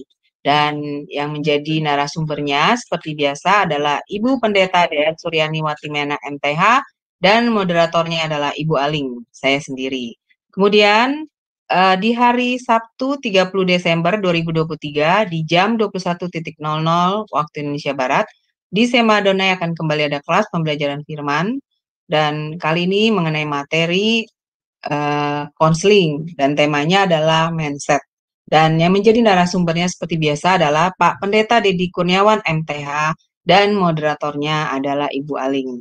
Kemudian saya akan membacakan channel yang relay ke YouTube, diantaranya channel Sema Adonai, channel Omihen, channel Gereja YouTube, channel KH Lirai TV, channel Nats Bible Apologetic, channel Nebu Ali, channel Cahaya Kasih Ministry, dan channel Rin Jumat. Dan untuk renungan pagi, diadakan di Sema Adonai setiap hari ya Bapak Ibu sekalian, mulai dari Senin sampai dengan Sabtu, dimulai dari jam 5.30 pagi. Dan untuk renungan pagi Sema Adonai, itu hanya diadakan di channel Sema Adonai saja ya Bapak Ibu sekalian. Demikian juga renungan setiap hari Jumat satu kali dalam seminggu, yaitu renungan dari Bapak Gembala kami sendiri, yaitu Pak Daniel, itu juga hanya diadakan di channel Sema Adonai. Demikian juga dengan ibadah online kami. Jadi jika Bapak Ibu ingin mengikutinya, Bapak Ibu harus melihatnya lewat channel Sema Adonai saja. Dan untuk renungan pagi kami dilayani oleh hamba-hamba Tuhan yang sangat memberkati. Jadi ditunggu Bapak Ibu sekalian kehadirannya pada renungan pagi Sema Adonai. Baik kepada Bapak Ibu yang terkasih dalam Kristus, bagi yang belum men-subscribe dan men-share channel-channel kami, harap tolong bantu men-subscribe dan men-share-nya kepada yang lain, sehingga semakin banyak orang yang bisa mengikuti keseluruhan acara dari Sema Adonai, dan juga membantu channel kami semakin berkembang dan menjadi berkat lagi bagi banyak orang. Baik, terima kasih Bapak Ibu sekalian. Sekarang kita akan masuk pada sesi tanya jawab dan diskusi. Dan sebelumnya yang ingin bertanya harap raise hand terlebih dahulu ya Bapak Ibu, supaya operator kami membukakan mute dari Bapak Ibu sekalian. Baik, luar biasa ya Pak Widi untuk materi malam ini mengenai karakter Kristus. Dan untuk bicara tentang karakter ya Pak, menurut saya karakter itu kan seperti tadi yang disebutkan di terakhir itu ya Pak, bahwa karakter terbentuk dari sesuatu yang dilakukan berulang-ulang. Jadi dari kebiasaan berarti ya Pak Widi ya. Jadi misalnya seseorang yang biasa, contoh yang paling gampang adalah sikap malas ya Pak. Misalnya dia terbiasa untuk menunda-nunda pekerjaan, lalu dia malas gitu. Itu karena dibiasakan lama-lama itu menjadi sebuah karakter. Seperti itu ya Pak Widi. Proses pembentukan karakter itu ya. Iya, bagaimana Pak? Iya, pertanyaan menarik. Terima kasih, Boling. Jadi ya, kalau tadi di 9 buah roh tadi kan tidak ada mencakup kemalasan ya. Kemalasan itu lebih ke daging ya Bu ya. Kalau buah roh tadi kan lebih banyak ke roh ya. Jadi harus dibedakan. Jadi buah roh itu bukan daging, tapi bukan perbuatan juga, tapi buah kehidupan yang ketika kita percaya Yesus diubahkan melalui buah pertobatan, dan buah pertobatan kemudian kepikiran kita diubahkan, baru di situ dia akan memutuskan untuk buah roh, memunculkan buah roh itu. Saya cuma tadi menggambarkan bahwa dipraktekkan berulang-ulang itu memang kita harus terus diasah ya, katanya memang besi menajamkan besi, orang menajamkan sesamanya. Jadi kalau kita mau belajar tentang buah roh sabar misalnya, sabaran tadi ya, kasih tadi ya, tentu kita akan dihadapkan sama orang-orang yang menjengkelkan kita gitu ya, yang membuat kita tidak sabar, dan betul. itu terus dilatih. Karena kalau kita ketemu begitu kita nggak lolos, sudah istilahnya nggak tahan, berarti kita nggak lulus nih pembelajaran tentang Betul, karakter betul. ini kan. Ya, jadi Iya. kalau tadi lebih condong ke, jadi ada perbuatan daging, ada buah roh ya. Perbuatan daging beda dengan buah roh. Makanya Rasul Paulus menyampaikan bahwa hiduplah oleh roh supaya kita memiliki buah roh itu. Tidak Berarti menunjukkan lebih ke kebiasaan sih, Bu. Kebiasaan. iya, betul. Berarti Pak, karakter berarti kan sebenarnya karakter Kristus itu bisa terbentuk pada diri seseorang ketika dia mau melakukan firman kan ya Pak. Betul tidak Pak? Iya, Jadi ya, betul. ajaran firman Tuhan yang diajarkan oleh Tuhan, dia mau melakukannya artinya kan dia mau sama juga dengan memikul salib ya Pak. Menyangkal diri karena Iya. memang ajaran firman Tuhan itu pasti menghasilkan buah-buah roh. Betul seperti itu ya Pak Widi. Dan untuk Iya. bisa menjadi menghasilkan buah roh ya, mereka harus mau menyalipkan kedagingan mereka kan Pak. Pilihannya nggak ada kan Pak, Iya. hanya itu betul ya. Seperti itu. Jadi Iya. ya disebutnya menyalipkan menyangkal diri dan memikul salib ya. Itu kan Pak prosesnya seperti itu, bukan seperti itu Pak Widi. Untuk Iya, bisa betul, Bu. apa ya. Nah, ini tapi kan untuk bisa makanya dibilangkan bahwa buah roh itu kan adalah karya dari Roh Kudus ya. Betul ya, Pak? Seperti tadi Iya, Pak Widi iya. bilang ya. Nah, jika itu karya dari Roh Kudus, tapi itu juga perlu kerjasama dari manusianya kan, Pak? Betul tidak, Pak? Seperti itu. Betul, betul. Iya. Jadi kan keinginan daging kan bertentangan dengan buah roh ya, keinginan roh ya. Buah roh, keinginan roh. Jadi tentu ada salib di situ ya. Ketika kita orangnya misalnya dari awal sebelum bertobat kita ini orangnya emosional ya, emosional, pemarah begitu, dan ketika dia taat firman dibentuk Roh Kudus, hasil karya Roh Kudus tadi yaitu membuat dia lebih sabar. Nah, di saat itulah dia memang menyalibkan juga karena keinginan daging itu bertentangan dengan hidup Betul, oleh roh. Keinginan roh itu betul, Pak. bertentangan, berlawanan, dan pasti cenderung kita diseret ke perbuatan daging ya, kalau tidak menyalibkan Betul. tadi. Betul. Oleh karena itu, kalau maksudnya kita bisa menghasilkan buah roh di dalam diri kita itu seperti kasih, sukacita, damai sejahtera, dan yang lainnya. Artinya ya kita ini kan harus mau ya Pak, maksudnya melewati proses mengalahkan kedagingan kita seperti itu ya Pak Widi. Kalau Iya, tidak iya demikian betul. ya maka ya kita tidak akan bisa menghasilkan yang namanya karakter Kristus atau buah roh di dalam diri kita, ya Pak. Dan ini Jadi ada ini Ibu tidak Tina ya. otomatis ya. Iya Jadi betul, tidak tidak otomatis ya kita ya. otomatis. Jadi dari Mm-mm. buah pertobatan tadi Mm-mm. terus dikerjakan, salibnya tadi dikerjakan terus sehingga Mm-mm. membuat dia merubah kehidupannya ya. Nah, karena tadi kan kasih itu Betul. kan contoh aja deh. Mm-mm. Paling gampang ketika kita punya permasalahan dan kita sudah doa nih, sudah Mm-mm. doa, tapi ternyata kita mulai ragu. Nah, itu berarti kita nggak ada kasih. Di dalam kasih tadi kan Mm-mm. percaya Mm-mm. segala sesuatu kan, Ya, betul betul ya Pak. kan? Jadi Mm-mm. kita prakteknya di situ. Ketika sehari-hari kita Mm. menghadapi masalah itu, kita bisa nggak tetap percaya segala sesuatu, mengharapkan segala sesuatu. Ya. Betul betul. Jadi tadi ketika hamba Tuhan misalnya pelayanan dia nggak sabar aja menghadapi Mm-mm. jemaat yang mungkin Mm-mm. punya permasalahan segudang begitu, Mm-mm. berarti dia sudah nggak memiliki kasih. Betul. Seperti itu, Pak. Iya, baik ini ada penanya Pak, kita kasih kesempatan dulu kepada Ibu Tina Baik. Galung. Sebentar ya, saya buka dulu mute-nya Ibu. Ya, silakan Ibu. Ya, silakan. Sudah dibuka mute-nya? Ya. Iya, salam Bu Aling, Ya, salam Kak Didi. shalom. Shalom, Bu Tina.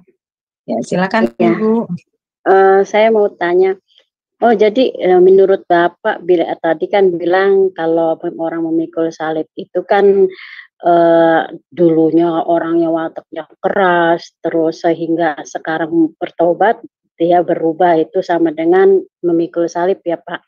Kalau dikira saya mah orang memikul salib itu nggak seperti itu Pak. Jadi memikul salib itu kita banyak apa yang kita hadapi sekarang ini. Contoh kayak kita ini menghadapi tetangga yang dulunya akrab, yang dulunya setia, setelah tahu saya ini jadi orang percaya, sehingga orang itu pada minder gitu, menjauh seperti itu, nggak mau ngomong apa gitu loh Pak, seperti itu. Nah, memang saya dulu itu waktu belum percaya itu memang saya watak keras sama orang tua, saya melawan. Bahkan lebih parah lagi saya sering melempar-lempar makanan ya Pak ya, dulu kalau salah sedikit. Makanya kadang saya sedih sendiri sih, memang banyak dosa sama orang tua dan nenek saya. Nah, puji Tuhan setelahnya saya mengerti akan firman Tuhan dan saya percaya bahwa Yesus itu adalah Tuhan dan Juru Selamat saya secara pribadi. Yang dulunya saya seperti itu nggak baik, kok tiba-tiba saya baik. Karena apa? Saya selalu berpikir begini gitu Pak. Tuhan aja mengajarkan kita baik. Masa sih saya tidak bisa baik, tidak bisa sabar dengan menghadapi hal seperti ini gitu loh Pak, seperti itu. Nah, yang saya tahu itu pertanyaan saya kalau saya itu orang yang memikul salib itu orang yang punya permasalahan terus sabar gitu loh Pak, seperti itu. Ya makasih Pak Didi. Ya, Pak Dedi silakan, Bapak bisa jelaskan tentang arti dari memikul salib ya kepada Ibu Tina secara detail ya. Baik, silakan Pak. Ya. Ya, Ya. Memikul salib ini lebih condong ke apa ya, perbuatan daging, dan perbuatan daging itu kan sebetulnya kondisi ketika sebelum kita bertobat ya. Dan ketika kita sudah bertobat menerima Yesus dengan status baru sebagai anak Allah, sisa-sisanya itu kan masih ada. Kita perlu proses pemulihan ya. Dan dalam proses pemulihan itu ketika kita ingin berbuat baik, buah roh tadi, tentu di situ ada pikul salibnya, yaitu terkait dengan diri sendiri. Tadi kan 9 buah roh tadi kan ada dengan Allah, dengan sesama, dan dengan diri sendiri. Nah, memikul salib ini lebih condong ketiga yang diri sendiri tadi sebetulnya. Kalau dengan sesama ya udah kita taat aja dengan tadi, misalnya kesetiaan dengan pasangan itu kan sebenarnya ya buah pertobatan, ketaatan juga ya. Kalau memikul salib itu lebih condong ke diri sendiri tadi loh, yang 3 terakhir tadi Bapak Ibu. Ya, coba tadi penguasaan diri ya Pak ya, seperti ya. Sebentar Pak, saya baca. Ya. Nah ini ya, kesetiaan, kelemah lembutan, penguasaan diri supaya nggak marah gitu kan. Jadi penguasaan diri artinya apa? Kontrol diri Bu. Jadi orang yang tidak mudah marah itu bisa mengontrol diri. Tadinya pemarah, lalu dia ada penguasaan diri itu kan dari dorongan atau buah Roh Kudus ya. Dari pasti pertolongan Roh Kudus ya, karena manusia pada dasarnya tidak bisa berbuah kalau tidak tinggal di dalam Kristus. Itu kita pegang dulu. Jadi kuncinya adalah kita tinggal di dalam Kristus, Kristus di dalam kita, baru kita hidup oleh roh. Hidup oleh roh ini jangan lupa nih, ketika hidup oleh roh, Roh Kudus menolong kita, kemudian jadilah itu buah roh, dan buah roh yang dilakukan, dikerjakan terus-menerus menjadi karakter Kristus, sehingga kita bisa menjadi terang dunia.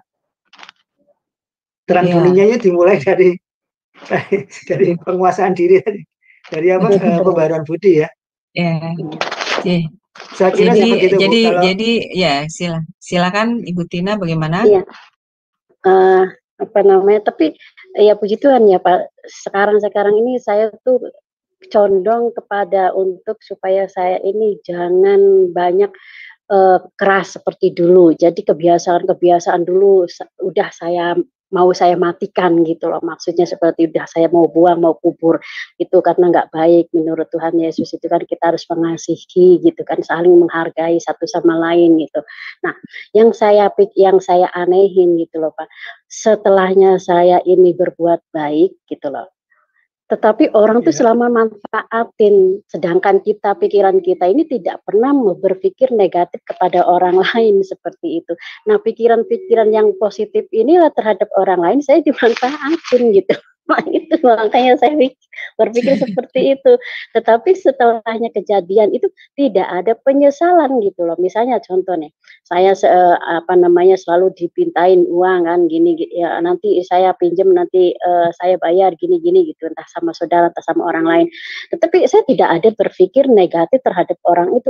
Orang minjem itu kan nggak ada uang kan, nggak bagaimana nanti bayarnya seperti itu. Tapi saya nggak, ya sudahlah, mau dikembalikan ya puji Tuhan, nggak dikembalikan ya itu hak dia, terserah dia, seperti itu gitu loh Pak. Jadi saya selalu dimanfaatin orang saat-saat ini gitu.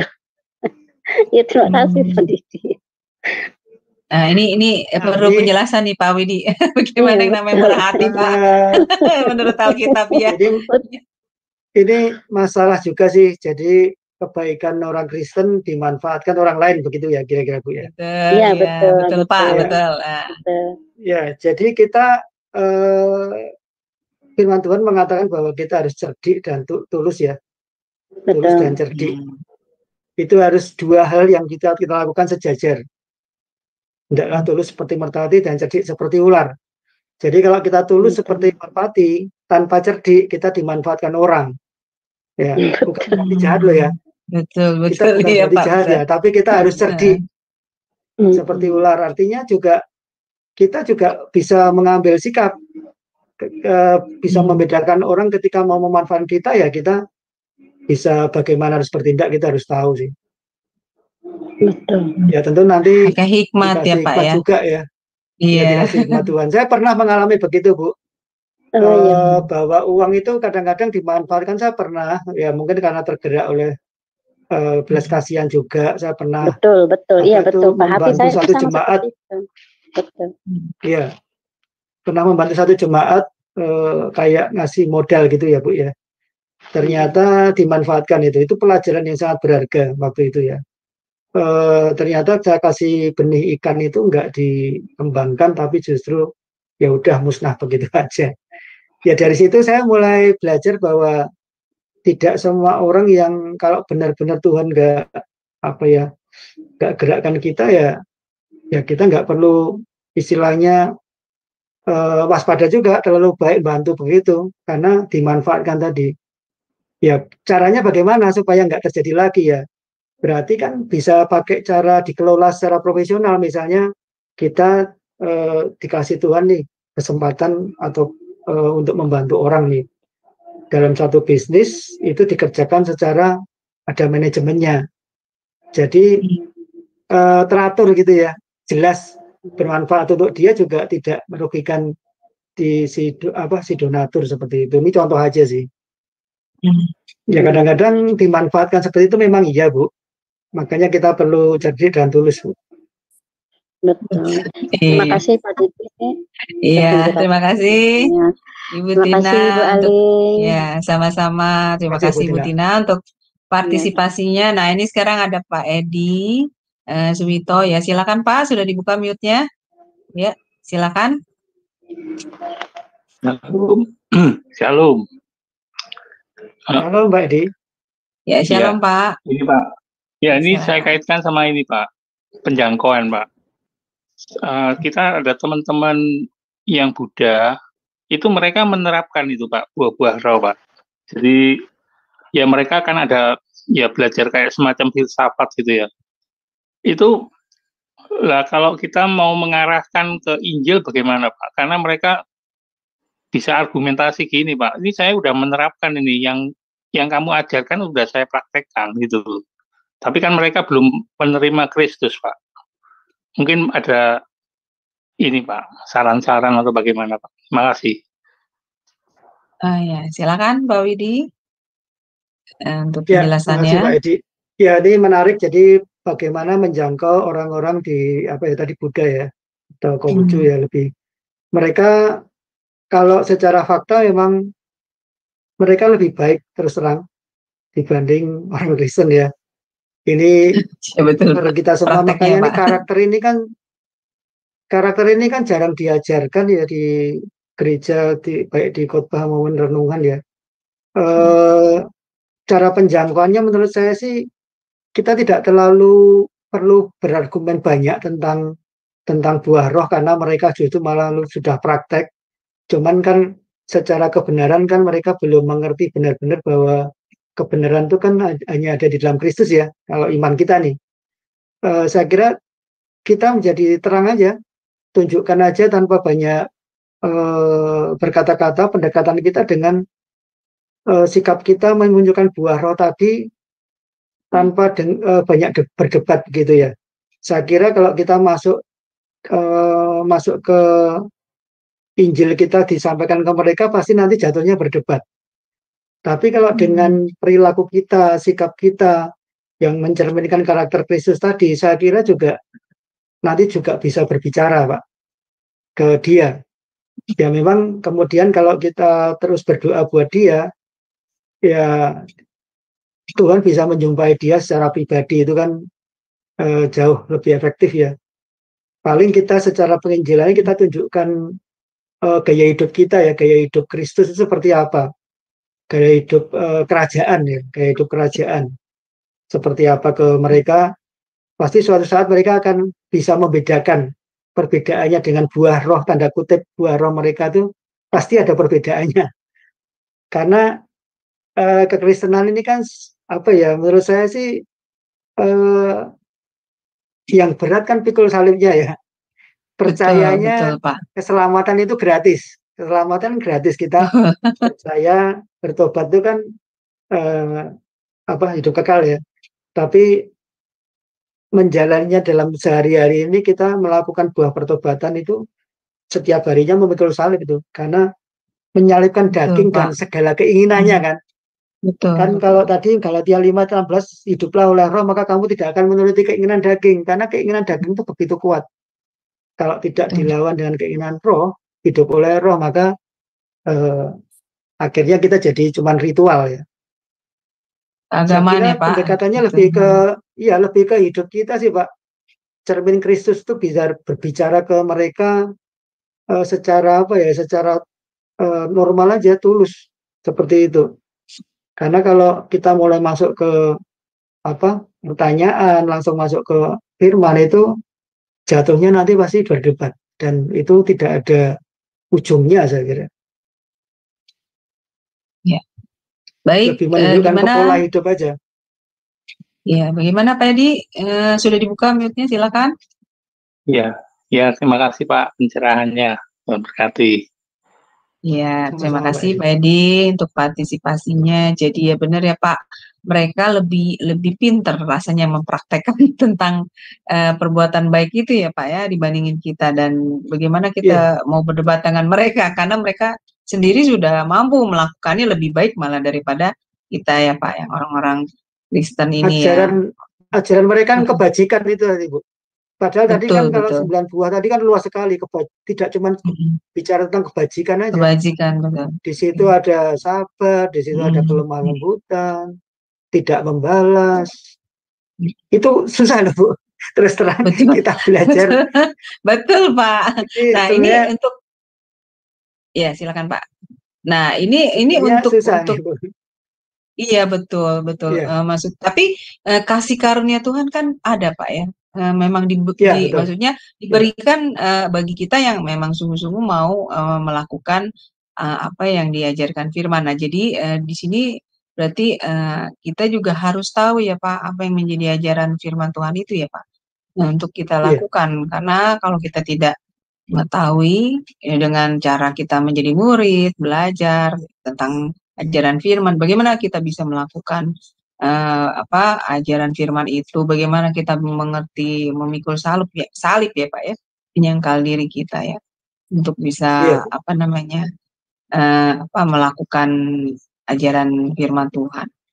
Dan yang memang tidak ada tawaran lagi ya Pak, yaitu jalan untuk menjadi karakter Kristus, ya, memikul salib, menyangkal diri, seperti itu ya Pak Widi. Tuh, ya luar biasa ya. Ini Ibu Heni, apakah bisa monitor Ibu? Ibu Heni, sebentar saya lihat. Ibu Heni, Ibu Heni. Sebentar saya buka. Ya, Ibu Heni. Ya. Apakah bisa monitor? Ya. Bagaimana Ibu mengenai ajaran malam ini? Ya, dengar Ibu Heni. Dengar Bu. Iya, Ya. ini pelajarannya bagus ya. Saya terima kasih Pak Widi. Ya, kita semenjak menjadi umat percaya harus mengenakan karakter Kristus dalam hidup kita. Kalau saya Iya. sih ayat favorit saya itu di dalam kitab Roma tuh Pak Widi. Roma 12 Pak Widi. Itu Ya, Roma menjadi 12. itu yang menjadi basic saya untuk mengangkat. Yes, yes, yeah, yeah. Both of them, big and small. Sorry, bos saya nanya sesuatu. Sorry. Nah, Ya. ini ayat 2-nya terutama di dalam firman Tuhan, kalau nggak salah bunyinya, janganlah engkau menjadi serupa dengan dunia ini, tetapi kalau nggak salah berubahlah oleh pembaharuan budimu sehingga kamu dapat membedakan mana kehendak Allah dan mana yang baik dan mana yang berkenan kepada Allah dan mana yang sempurna gitu. Dengan demikian kita bisa membedakan jadinya mana yang menjadi kehendak Allah, mana jadi yang tidak menjadi kehendak Allah. Jadi keputusan yang kita lakukan di dalam setiap hari, apa yang kita lakukan itu, saya melatih, saya jatuh bangun ya, jadi bukan berarti saya ngomong sekarang ini bahwa saya langsung instan, oh enggak, itu proses jatuh bangunnya gitu. Nah, tetapi ada progresnya, kita ikut dalam Tuhan, seberapa lama kita sekarang, setiap anak-anak Tuhan itu kan ada pertumbuhannya, kayak orang yang baru lahir dari bayi, dia bisa merangkak, bisa duduk, bisa jalan, bisa lari gitu. Nah, kalau kita Kristen tadi Pak Widi bilang, umur tidak menentukan gitu loh, dewasanya karakter ya. Nah, ada juga orang yang sudah tua nih, maaf ya, sudah Kristen, sudah lama. Tetapi sifat kedagingannya nggak mau dilepas, comfort dianya, nyaman gitu. Kalau sudah disinggung mengenai egonya, mengenai pribadi dia gitu, harga diri dia, udah langsung naik tanduk kayaknya gitu. Nah, itu nggak boleh. Itu betul-betul kalau saya bilang sih itu kelakuannya si Herodes itu. Kalau jangan kita melakukan kelakuannya Herodes ya, nah, tapi kita melakukan kelakuannya Kristus dalam hidup kita. Bagus itu Pak Widi. yang harus kita galangkan sekarang kepada anak-anak Tuhan. Mari kita berubah, pembaruan budi. Ya, saya ingat Pak Budi tadi bilang waktu sekolah, waktu kecil, iya saya ada pelajaran budi pekerti Pak, kalau nggak salah ya. Alin pernah nggak ikut pelajaran? Ada Bu, ada. Ya.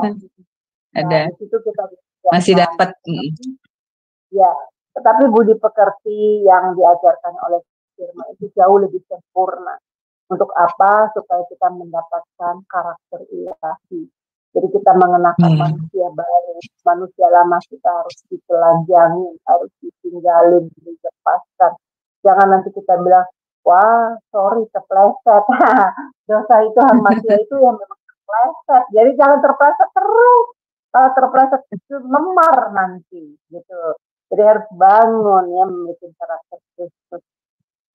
Itu nanti saya mau dengar lagi. Tadi saya udah ulang sih, udah dengar ya, nyimak dari tadi. Tapi nanti setelah ini saya dengerin lagi. Wah, luar biasa itu pelajarannya. Itu aja sih dari saya, Aling. Ya, terima kasih Bu Heni untuk partisipasinya. Ya, Pak Widi, luar biasa ya Pak. Materi malam ini memberikan kita satu pencerahan lagi kebenaran tentang ajaran firman Tuhan dan apa yang menjadi kehendak Tuhan bagi diri kita semua. Baik Pak, karena sudah larut juga dan tidak ada yang bertanya lagi, maka Bapak boleh closing statement materi malam ini, lalu pimpin doa bagi kami semua. Dipersilakan Pak Widi. Terima kasih Bu Aling. Jadi pembelajaran ini luar biasa. Jadi bagaimana karakter itu sangat menentukan kesuksesan kita ya di bidang apapun, baik itu di karir, usaha, pelayanan juga. Kita melihat bahwa kalau karakter Kristus tidak tercermin dalam kita sebagai individu yang melayani Tuhan, maka pelayanan tidak akan bisa bertumbuh sebagaimana yang Tuhan mau. Saya kira itu baik, kita akan mengakhiri sesi pengajaran malam hari ini, mari kita berdoa. Bapa, terima kasih atas kasih anugerah-Mu, penyertaan-Mu yang luar biasa, khususnya acara malam hari ini di channel Sema Adonai. Tuhan, Engkau telah menolong kami untuk mengerti dan memahami bagian dari firman-Mu. Kami belajar tentang karakter Kristus. Hamba-Mu berdoa Tuhan supaya setiap kami yang hari ini hadir dan mendengar pengajaran ini Tuhan, kami boleh dikuatkan, kami boleh dibentuk oleh Engkau sendiri Bapa, supaya kami memiliki karakter Kristus dalam kehidupan sehari-hari kami Tuhan. Terima kasih, berkati tim pelayanan Sema Adonai Tuhan, Bu Eni, Bu Aling, dan tim. Kiranya Engkau terus memberi pengurapan yang luar biasa, sehingga channel ini boleh berkembang, membawa jiwa-jiwa ke dalam tangan-Mu Tuhan. Terima kasih Tuhan. Mari jemaat Tuhan yang dikasihi Tuhan, kita akan mengangkat tangan kita untuk menerima berkat. Pulanglah engkau dengan sukacita penyertaan dari Bapa Surgawi, anugerah keselamatan di dalam Kristus Yesus. Diberkatilah engkau dalam pekerjaanmu, usahamu, dan pelayananmu. Dan penyertaan dari Roh Kudus, Roh yang manis dan luar biasa boleh menyertai kita sampai Tuhan Yesus datang di hari yang kedua. Dalam berkat nama Tuhan Yesus kami berdoa dan mengucap syukur. Haleluya. Amin. Amin. Ya, terima kasih Pak Widi untuk pelayanannya yang luar biasa bagi kami malam ini. Semoga pelayanan Pak Widi diberkati oleh Tuhan lebih dan lebih lagi menjadi berkat bagi banyak orang. Baik Bapak Ibu sekalian, terima kasih karena sudah bersama dengan kami sampai selarut malam ini. Terima kasih Bapak Ibu. Untuk minggu depan juga akan ada lagi kelas di waktu yang sama di pukul 21.00 waktu Indonesia Barat, juga dengan tema-tema yang menarik. Terima kasih Bapak Ibu sekalian. Selamat beristirahat. Tuhan berkati. Shalom, shalom, shalom. Shalom.